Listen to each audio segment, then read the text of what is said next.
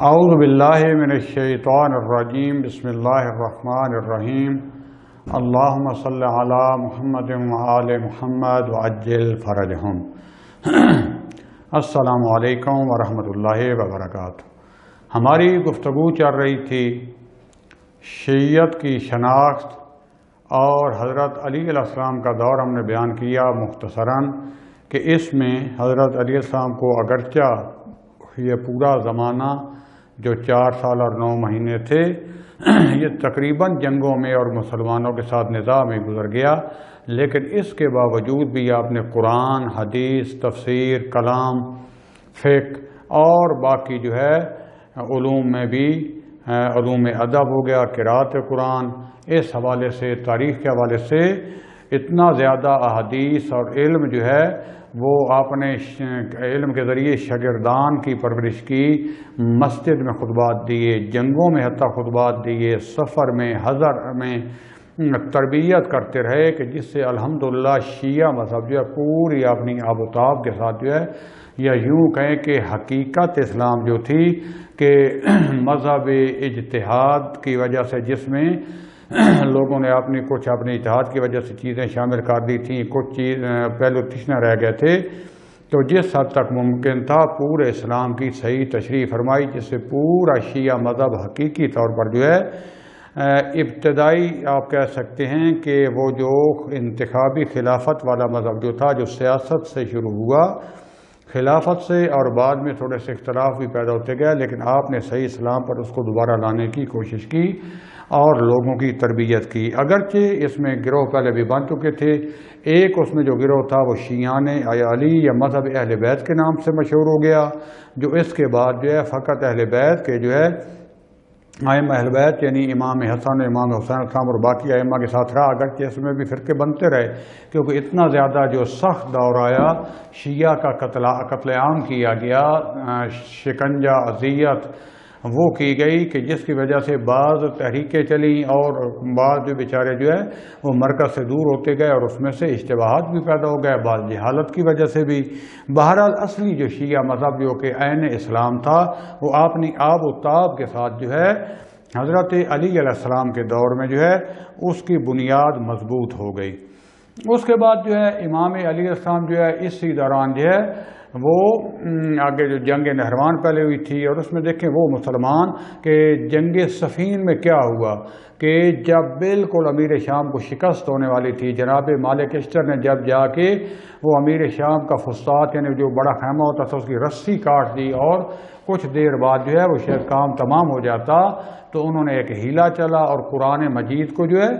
وہ نیزوں پر بلند کیا کہ ہمارے درمیان جو ہے وہ قرآن فیصلہ کرے گا۔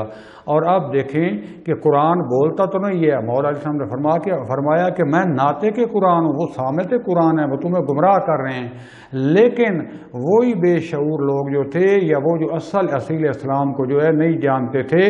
اور پہلے انتخابی خلافت کی وجہ سے بھٹک چکے تھے، اپنے اتحادات شامل کر چکے تھے، وہ حضرت علی علیہ السلام کے خلاف تلواریں سوت کے آ گئے۔ لہذا حضرت علی علیہ السلام نے مالک اشتر کی طرف جو ہے پیغام بھیجا، پہلے ان سے کہا کہ ٹھیک ہے تم نہیں لڑنا چاہتے تو نہ لڑو۔ یہاں پر آپ دیکھیں شعور کے خود بھی نہیں لڑے بلکہ حضرت علی علیہ السلام پر تلواریں کھینچ لیں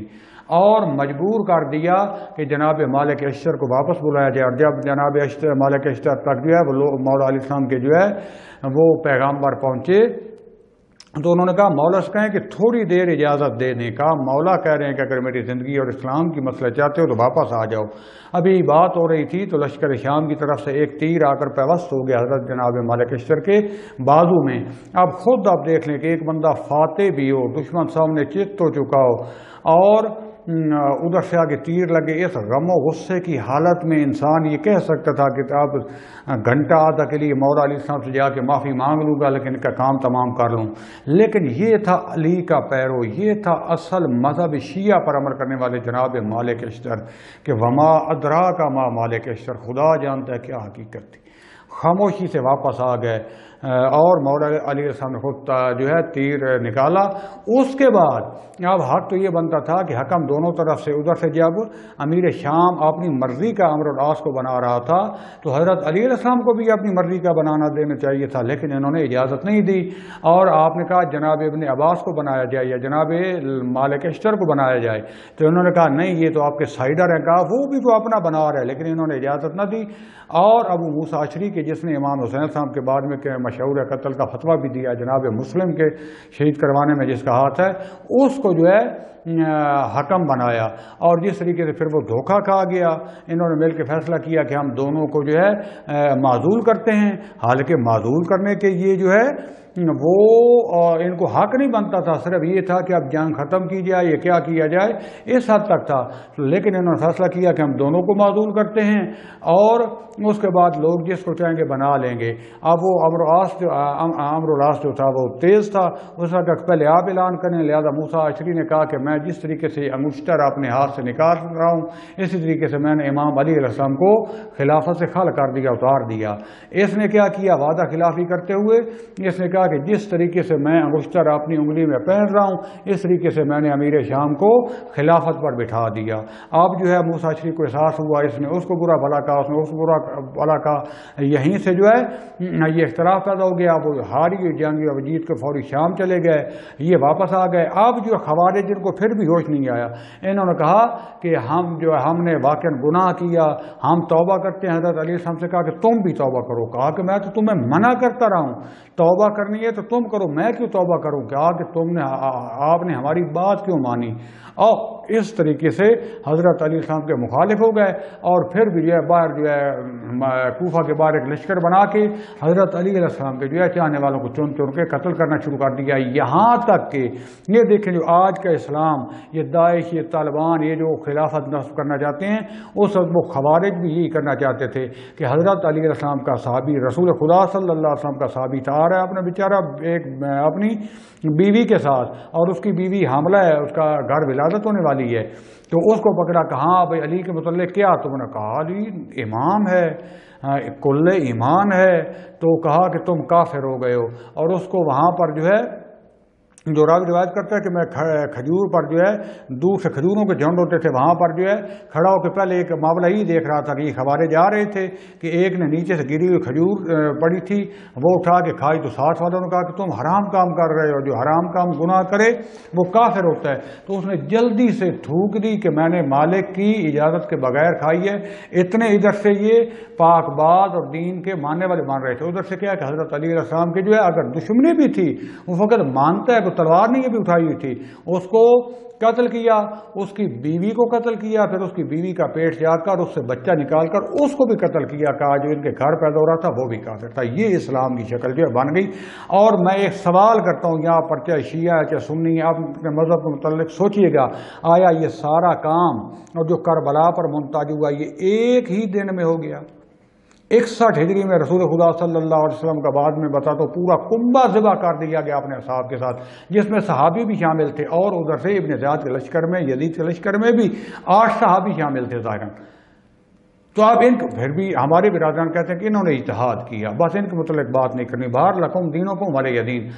اس حال میں بھی جو ہے یہ شیعہ مولا علیہ السلام نے جو ہے پھر ان کا بھی قتل عام کیا، 9 ان میں سے زندہ بچ گئے، اور کہا یہ بھاگ گئے، کہا کہ ان کو چھوڑ دیو۔ پھر انہی خوارج کیا تو امام علیہ السلام شہید ہوئے، اور امام علیہ السلام کی شہادت کے بعد پھر امام حسن علیہ السلام کو جو ہے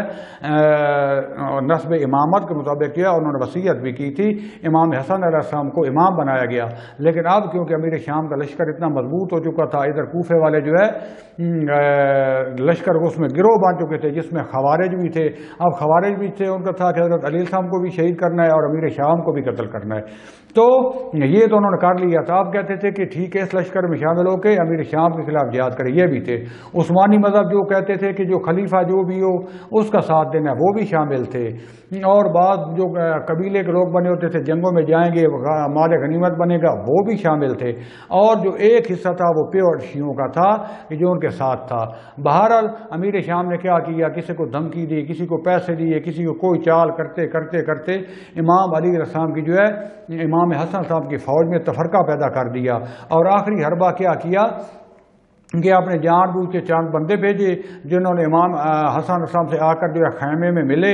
اور ابھی ایسے بات چیت کی. امام علیہ السلام نے واضح کہا کہ یہ میں اس کے ساتھ جنگ لڑوں گا اور یا میں شہید ہوں گا یا وہ، اور ایک فیصلہ ہوگا. انہوں نے ایک چال چلی اور باہر نکلتے ہوئے اعلان کر دیا کہ پسر رسول خدا صلی اللہ علیہ وسلم نے مسلمانوں کو امن دے دیا. انہوں نے صلح کا اعلان کر دیا. انہوں نے جو ہے امیر شام کو خلیفہ بنا دیا. ساتھ والے جو خوارج تھے، حتیٰ بعض جو مثلاً جو ہے عام قسم کے جو محبت کرنے والے تھے وہ بھی خلاف ہو گئے کہ یہ آپ نے کیا کیا. اور خوارج نے صحابات کے مقام پر امام وہیں پہلے خیمے کو جو لوٹ لیا، امام کے حتیٰ نیچے سے جو قالین یا جو پڑی ہوئی تھا چیز وہ بھی کھینچ لی. امام اسلام واپس مدائن کی طرف آ رہے تھے کہ صحابات کے مقام پر ایک خارجی نے جو خوارج میں سے تھا، کیونکہ وہ بھی اس میں شامل تھے کہ امیر شام کے خلاف جنگ کریں، اس نے حملہ کیا اور آپ کی ران مبارک پر جو ضرب ماری تو امام اسلام جو زخمی ہو گئے. پھر آگے جب پتہ چلا کہ لگاتار جیسے پتہ چل رہا تھا کہ آپ کے گھر سے بھی جو جودہ بن اشعث تھی وہ بھی بہت زیادہ زور رہی تھی اور امیر شام سے اس کا رابطہ ہو چکا تھا. اور جب دیکھا کہ بہت کام صحابی رہ گئے ہیں اور جو ہے پھر امام صاحب نے پھر بھی جو ہے جس کو کہتے ہیں صلح نہیں تھی، چند شرائط پر دستخط تھے کہ ٹھیک ہے اگر تم کہتے ہو تو اسلام کو پورا نافذ کرو گے اس، اور شیعہ کو کوئی تکلیف نہیں پہنچے گی، مسلمان سب کو جو ہے جو بھی مخالف تھا ادھر ادھر تھا معاف کر دیں گے، اور اس کے آپ کے بعد جو ہے دوبارہ اگر میں زندہ رہا تو خلافت امام حسن السلام کو ملے گی، اور یا اگر یہ نہ ہوئے تو امام حسین السلام کو. اور اس نے جو ہے پہلے ایک دفعہ ساری یہ جو ہے دستخط کر کے اس کے بعد وعدے جب کوفہ میں آیا تو کوفہ میں جو پہلی تقریر کی کہا کہ جو میرے اور امام حسن السلام کے درمیان میں معاہدہ تھا میں اس کو اپنے پاؤں کے نیچے رہوں، تو اس کی کوئی جو ہے حقیقت نہیں ہے، میرے لیے حجت نہیں ہے. اور میں نے تم سے جنگ اس لیے نہیں کی کہ تم پر نماز اور روزہ پڑھو اور حج کرو، مجھے پتہ ہے تم یہ کرتے ہو، میں نے اس لیے جنگ کی کہ تم پر حکومت کروں اور تم میرے مطیع بن کر رہو. لہٰذا آج کے بعد جو میرا مطیع ہوگا وہ امن سے جیے گا، باقی کے لیے تلوار فیصلہ کرے گی. اور اس کے بعد پھر حضرت علی علیہ السلام اور مذہب اہل بیت کے جو چاہنے والے شیعہ تھے چن چن کر، جس میں صحابہ رسول تھے، جس میں اتنے بزرگان عمرو بن حنق اور بڑے بڑے شریف ترین زہاد اس دور کے، ان کو چن چن کر قتل کیا گیا. شیعہ کی گواہی جو ہے منظور نہیں تھی، حتیٰ جو بیت المال سے بالکل ان کو ختم کر دیا گیا، ان کا جو کچھ جو ماہانہ ملتا تھا. اور اگر کوئی پتہ بھی چل جاتا کہ اس شخص نے علی علیہ السلام یا اہل بیت کی کوئی فضیلت بیان کی ہے تو اس کا خون جو ہے وہ معاف تک محدود الدم تھا، اس کو قتل کر دیا جاتا. اور فقط اس دور میں سب سے بڑی گالی تھی کہ اہل بیت کا یہ علی کا چاہنے والا ہے، کہ اسے معلوم ہو جاتا کہ اس نے حدیث جو ہے بیان کی ہے پوری، یعنی ایک بادشاہت میں استبداد میں، جس کو ابو العلا مودودی بھی کہتے ہیں کہ ملوکیت اور بادشاہی اس میں آ گیا، اور وہ ظلم کے جو ہے بازار گرم کیے گئے کہ جس کا تاریخ میں کوئی جو ہے اور اس طرح کا جو ہے کوئی ثانی نہیں ملتا. لہذا شیعوں پر جو ہے وہ عرصہ حیات تنگ کر دیا گیا. شیعہ ٹوٹل تکیے میں چلے گئے، کوئی وہاں سے بھاگ کے ادھر قم اور جو ایران کی طرف آ گیا، لیکن یہاں بھی تکیے میں چھپ کر جو باقی شیعہ تھے وہ اتنا گمنام ہو گئے تھے، کوئی صحراؤں میں چلے گئے. جناب کمیل کی آپ دیکھ لیں، اور جتنے جو ہے امام صاحب کے ماننے والے تھے صحراؤں میں چلے گئے اور ان کو چن چن کے قتل کیا گیا. اس کے بعد جو ہے امیر شام نے اپنا جو شرابی، زانی اور گانے بجانے سننے والا جو ہے اور ہر برا کام کرنے والا، بندر بازی کرنے والا جو ہے، جس نے سپیشل ابو قیس کے نام سے ایک بندر رکھا ہوا تھا جس کا فاخر لباس ہوتا تھا، جو سامنے اپنے تخت پر بٹھاتا تھا، اس کے ساتھ گھوڑا سواری کرتا تھا، شراب خواری کی جو ہے وہ محفلیں سجاتا تھا. اہل بیت کا نام جرم بن گیا تھا. امیر شام کے زمانے سے ہر جمعے کے بعد مولا علیہ السلام پر نعوذ باللہ لعن تان کی جاتی تھی، کیا کیا بکواسات کیے جاتے تھے. واجب تھا کہ ایک جو ہے امام جمعہ جو ہے ایک جمعے میں خطبے میں لعنت کرنا بھول گیا، اس نے دوبارہ اس صاحب کو بلایا کہ جمعہ ہمارا جو ہے قبول نہیں ہوا، دوبارہ خطبہ دے کر جو ہے لعن تان کی مولا علیہ السلام پر. یہ وہ دور تھا کہ جس کے ہمارے آج بھی برادران کہتے ہیں کہ اس کا ہم یہ رضی اللہ ہے، ان پر جو ہے احترام کریں گے، انہوں نے اجتہاد کیا. بہرحال یہ حقائق ہیں کہ آیا یہاں پر اسلام چینج ہو گیا، یہاں ان کے لیے قوانین اور تھے، کیوں اسلام چینج ہوا، کیوں کربلا کا واقعہ ہوا، یہ جو ثقیفہ سے بیج بویا گیا تھا آہستہ آہستہ آپ تحقیق کریں، یہ نہ کوئی بنیاد ہے نہ ڈھونگ ہے۔ بہرحال اس لیے اہل سنت بھی پھر کیا کرتے ہیں، صرف پہلے جو آپ نے خلفاء کو خلافت راشدہ کہتے ہیں، باقیوں کو خلافت راشدہ نہیں کہتے، اگرچہ کہ ان کو بھی اسی لائن میں لے کے آتے ہیں۔ تو دوستان عزیز، یہاں تک جو ہے جب امام حسن علیہ السلام کو شہید کر دیا گیا زہر کے ذریعے، اس کے بعد جو ہے امام حسین علیہ السلام کے اور اہل بیت کے ساتھ بھی کیا جو ہے زیادتیاں روا رکھی گئیں، اور جو ہے یہ لان تان جو تھا یہ کب ختم ہوا، عمر بن عبد العزیز کے دور میں۔ اس سے پہلے شیعوں کا جان مال سب جو تھا وہ محدود الدم تھے، حلال تھا، نام علی کا لینا جرم تھا، اور جو حتیٰ کہتے کہ علی کو فوش دے، جو فوش نہ دیتے کہتے تھے یہ شیعہ ہے، اور اس کا قتل معاف تھا۔ یہ تھی وہ حکومت۔ اب اس میں شیعہ مذہب آج کیسے ہمارے پاس پہنچ گیا، اس کا خود اندازہ لگائیں کہ دیواروں کے نیچے چون دیا جاتا تھا، بنو عباس کے دور میں بھی زندہ دفن کر دیا جاتا تھا، قتل کر کے دیواریں رکھ کے ان کے اوپر اینٹیں رکھ کے جو ہے دیواریں تعمیر کی جاتی تھیں۔ اور یہ شیعہ کے لیے جو ہے مخصوصاً جو امیر شام کے بعد امیر شام اور اس کے بعد جو ہے یزید کا دور تھا، سخت ترین جو ہے دور تھا کہ جس میں امام سوم امام حسین علیہ السلام اور اپنے عزیز و اقربا کے ساتھ شہید ہو گئے، جس کو یعنی یزید کو خود خلیفہ بنایا۔ پتہ تھا شراب خار ہے، پتہ تھا ظالم ہے، پتہ تھا تنبور باز ہے، گانے بجانے والا ہے، شرابی ہے، بے نماز ہے، لیکن خود اس کو مسلمانوں کی گردنوں پر ٹھونسا، جو بھی مخالفت کرتا تھا اس کا قتل عام کیا۔ ابن زیاد یا زیاد بن ابی جو ہے کہ جس کا باپ معلوم نہیں تھا، اور جس کو جو ہے حضرت علی السلام کے دور میں بھی جو ہے آتا مومن بنا رہا، کیونکہ جو خود ولد الزنا ہوتا ہے اس کا تو کوئی قصور نہیں ہوتا، اور یہ پہلے صف میں شامل رہا، امیر شام کے سامنے ڈٹا رہا، بالآخر جو ہے پیسہ دے کر گرگلا کر طاقت کا نشہ دے کر اس کو ساتھ ملا لیا۔ اب یہ کیونکہ تمام علی السلام کے قریبی ترین شیعوں کو جانتا تھا، اس نے مخصوصاً کوفہ اور بصرہ میں چن کر ایک جو شیعہ تھا اس کو فجیع طریقے سے جو ہے ظلم کیا اور قتل عام کیا۔ پتہ بھی چل جاتا تھا کہ شیعہ ہے اور اس کا جو ہے یہ کام تمام کر دیتا تھا۔ لہذا یہ اس دور میں شیعہ جو تھے وہ بالکل جو ہے وہ تقیے میں چلے گئے، اور ہم صاف کہتے ہیں کہ ہم اس اجتہاد کو نہیں مانتے کہ جو قتل و بربریت و جو اجتہاد کے نام پر کی جائے، نہ یہ اسلام کے نزدیک جائز ہے نہ عقل کے نزدیک جائز ہے، کیونکہ رسول خدا صلی اللہ علیہ وآلہ وسلم جو تھا وہ دین لے کر اس لیے آئے تھے کہ معاشرے میں عدالت زندہ ہو، معاشرے میں امن ہو، معاشرے میں اسلام زندہ ہو، سب پر ایک ہی قانون جو ہے وہ نافذ ہو۔ کبھی رسول خدا صلی اللہ علیہ وسلم نے کسی حدیث میں تو اپنی اولاد اپنے اہل بیت کے بارے میں نہیں فرمایا کہ یہ جو کچھ کرتے رہیں ان کو معاف ہے، میرے صحابہ کو معاف ہے، اور باقی جو ہیں ان پر اسلام نافذ ہوگا، ان کا اسلام اور ہے ان کا اور ہے، نہیں۔ لیکن ہمارے بھائیوں کا جو انتخابی چلا ہے وہاں واضح نظر آتا ہے کہ ان کے لیے جو ہے کلہم عدول، بس لگا دیا، وہ جو کچھ بھی کہیں ان کے لیے عذر ہے شرعی ہے، وہ مجتہد تھے۔ کہا کہ جو 1,00,000 قتل ہو گیا، مولا علی صاحب آپ کے خلیفہ راشد کے سامنے جو ہے انہوں نے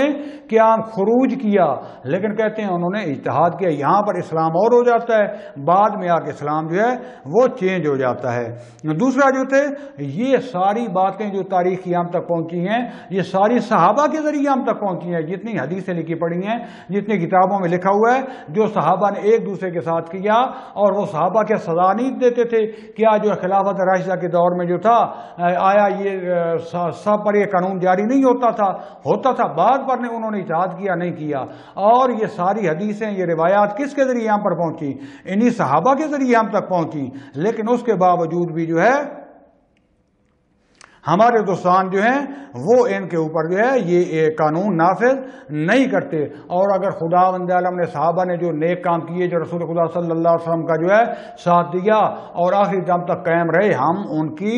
جوتے کوئی خاک کو بھی اپنی آنکھوں کا سرما سمجھتے ہیں، اور ان کے لیے وہ اس وقت تک جو ہے خدا اور رسول کی طرف سے کی گئی پیشگوئی ٹھیک ہے، لیکن اگر کوئی بعد میں جو ہے اس راہ سے ہٹ جائے، غلط کرے، تو اس کا مقام بھی ختم ہو جائے گا۔ جیسے کہ آج بھی یہی ہے کہ ایک بندہ اگر 70 سال تک صحیح دین اسلام پر چلتا رہے اور آخری 2 سال میں آ کر اس سے جو ہے غلط کرے تو اس کے اوپر وہ سزا جاری ہوگی۔ لہذا یہ 61 ہجری میں آ کر جب صحیح تسلط تھا تو یزید نے آ کر جو کچھ کیا سبط پیغمبر کے ساتھ، فقط جو ہے یہ کربلا والا واقعہ نہیں کہ جس میں اسلام کو نابود کر کے رکھ دیا گیا، یہ اس کا پہلا کارنامہ ہے۔ اس کے بعد جو ہے سال اول کا یزید کا 61 ہجری میں، اس کے بعد سال دوم میں جو ہے مدینہ میں قتل عام کیا گیا۔ اتنا قتل عام ہوا کہ آپ دیکھتے ہیں کہ کتنے صحابہ جو تھے اور تابعین اور ان کی بیٹیاں 9000 یا کتنی تعداد بیان کی گئی ہیں جن کے ہاں غیر مشروع بیٹے پیدا ہوئے، جو بیچاری کنواری تھیں، باکرہ تھیں، ان 3 دن تک مدینہ کو حلال کر دیا گیا کہ جس کو چاہے قتل کریں، جو ان کی عزت و ناموس، جس میں صحابہ کرام کی بیٹیاں تھیں، جس میں ان کی نسلیں تھیں، ان کے ساتھ جنہوں نے کربلا میں ساتھ نہیں دیا تھا امام حسین صاحب اور اہل بیت کا، اسی مدینہ رسول میں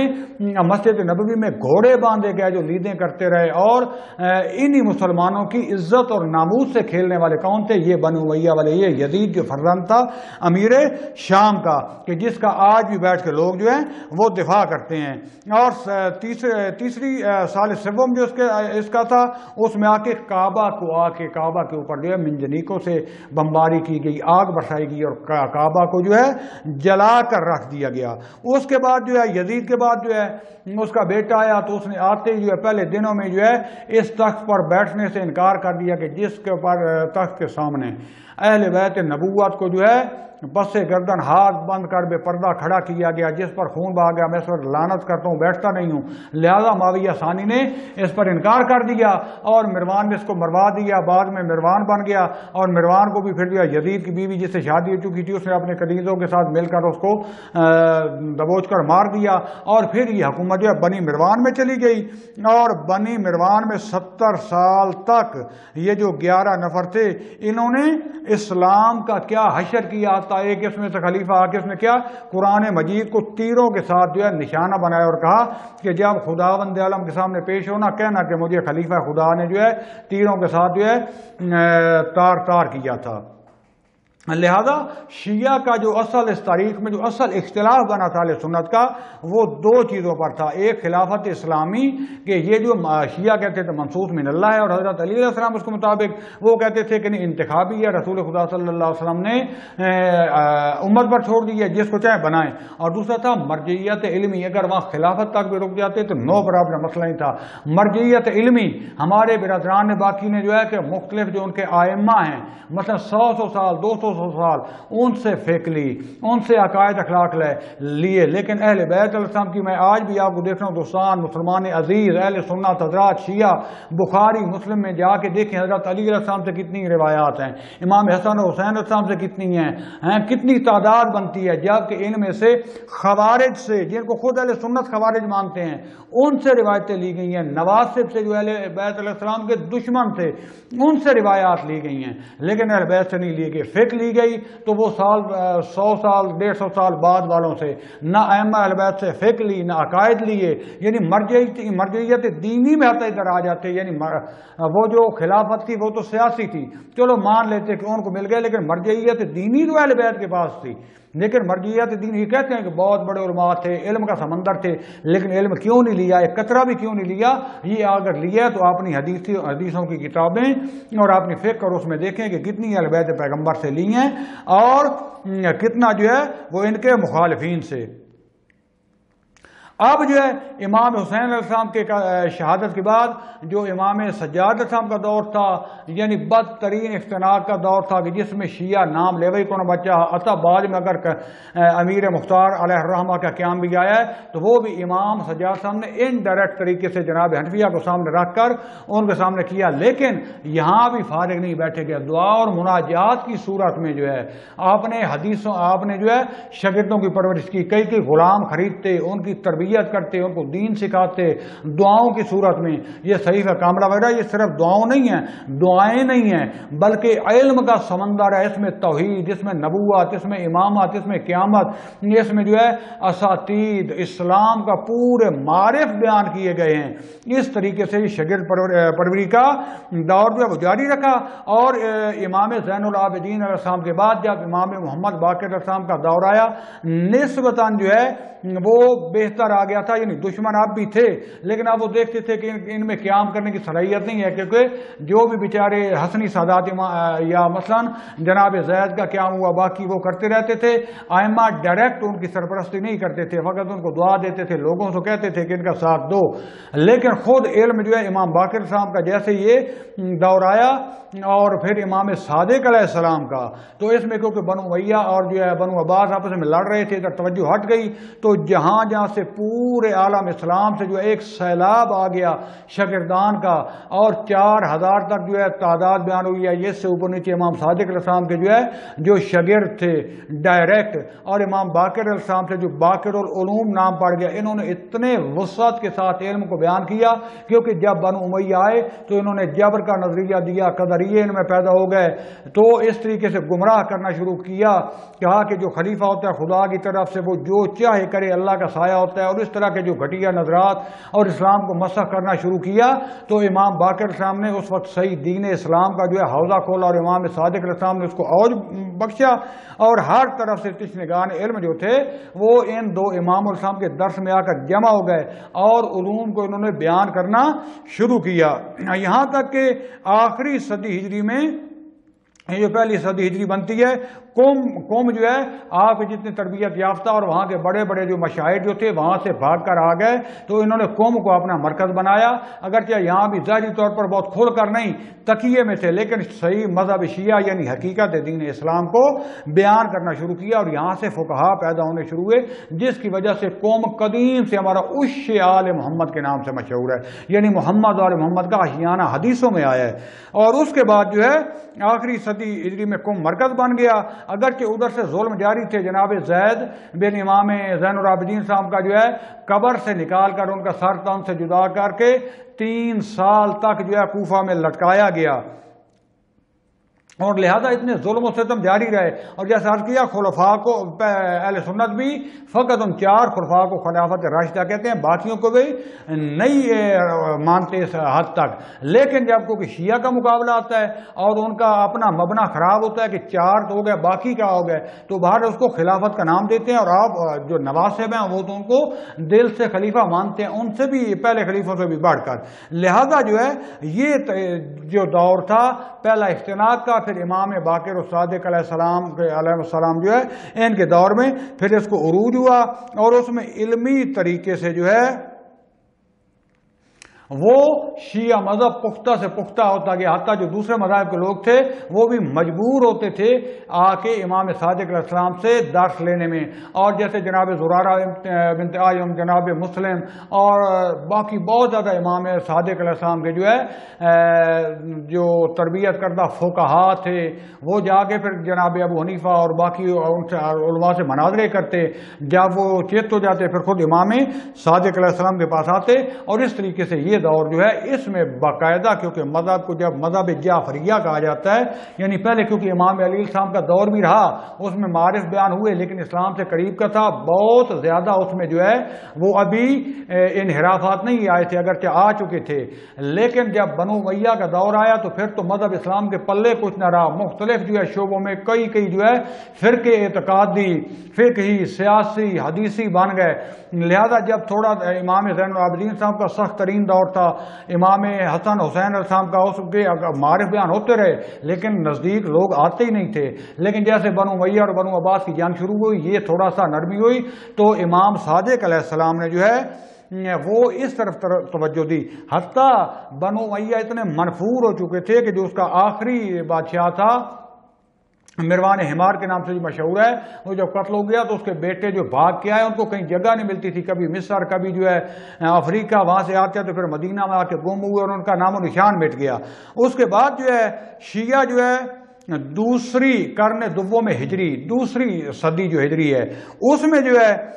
جس میں جو ہے خون اور جنگیں جاری تھی بنو عباس اور جو ہے بنو امیہ تباہ ہو رہے تھے، نابود ہو رہے تھے، بنو عباس آگے ہو رہے تھے، لیکن یہاں بھی الرضا آل محمد کا نعرہ لگایا گیا اور اہل بیت علیہ السلام کے نام پر جو ہے یہ حکومت کی گئی۔ ابن ابو مسلم خراسانی جو تھا وہ اس کا جو ہے سب سے آگے جو ہے بڑا بنا ہوا تھا، امام صادق علیہ السلام کے